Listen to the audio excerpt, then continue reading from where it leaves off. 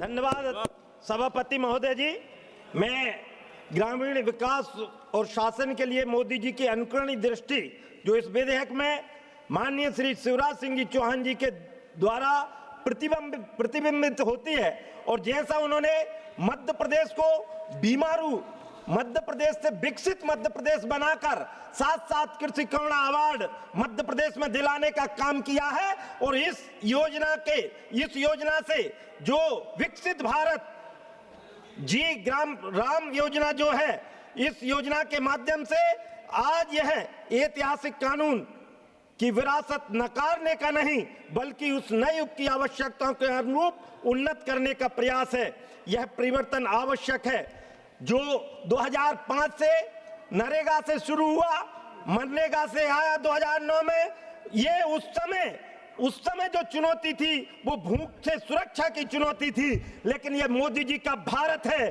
अब आकांक्षाओं को अवसर में बदलने का अवसर है। काम मिलेगा या नहीं यह प्रश्न नहीं है, काम कैसा होगा, कब मिलेगा, कितना टिकाऊ होगा और क्या वह गांव को आत्मनिर्भर बनाएगा। यही कारण है कि यह सरकार रोजगार की गारंटी को सिर्फ मजदूरी तक सीमित नहीं रखती बल्कि उसे आजीविका, उत्पादकता और ग्राम अर्थव्यवस्था से जोड़ती है।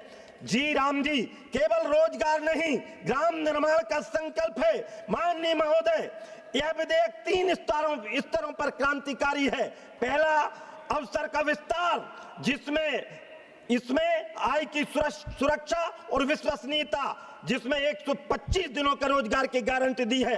दूसरा, काम की दिशा, जिसमें खुदाई और भराई तक सीमित नहीं रहेगा बल्कि यह जल सुरक्षा, ग्रामीण अवसंरचना, आजीविका ढांचे और आपदा प्रतिरोधक परिसंपत्तियों का निर्माण करेगा, जिसमें काम भी है, संपत्ति भी है और भविष्य भी है। तीसरा, इसमें पारदर्शिता और तकनीकी है, जो डिजिटल निगरानी, सामाजिक अंकेक्षण, सार्वजनिक प्रकटीकरण को यह सरकार मानती है। योजना गरीब के लिए हो, यह निगरानी पूरे देश के लिए हो। प्रधानमंत्री मोदी जी का नेतृत्व, दृष्टि से धरातल तक।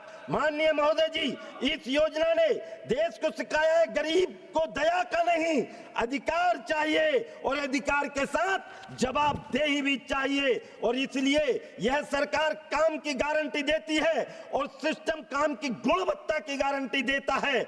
मैं धन्यवाद देना चाहता हूं माननीय मंत्री जी को, जिन्होंने वर्षों तक जमीन पर रहकर गांव को केवल अनुदान नहीं, संरचना और सम्मान तक पहुंचाने का काम किया है। अध्यक्ष महोदय, मैं समाप्त कर रहा हूं। यह विधेयक उस भारत का निर्माण करेगा जहां गांव पलायन का कारण नहीं, संभावनाओं का केंद्र बनेगा। पंचायत केवल कार्यालय नहीं, विकास की प्रयोगशाला होगी। रोजगार स्थायी राहत और स्थायी आजीविका बनेगा, और यही तो विकसित भारत की नींव है। और इसलिए मैं केवल एक वाक्य के साथ, बार बार राम की बात कह रहे हैं तो मैं इतना ही कहूंगा कि राम न मारे काहू को, अरे पापी नहीं है राम और आप उससे मर जात है। कर कर खोटे काम, क्योंकि ये तो तुलसीदास जी ने कहा है कि राम राज्य बैठे त्रिलोका और हर्षित भय गए सब शोका। बैर न कर काहू सन कोई, राम प्रताप विषमता कोई।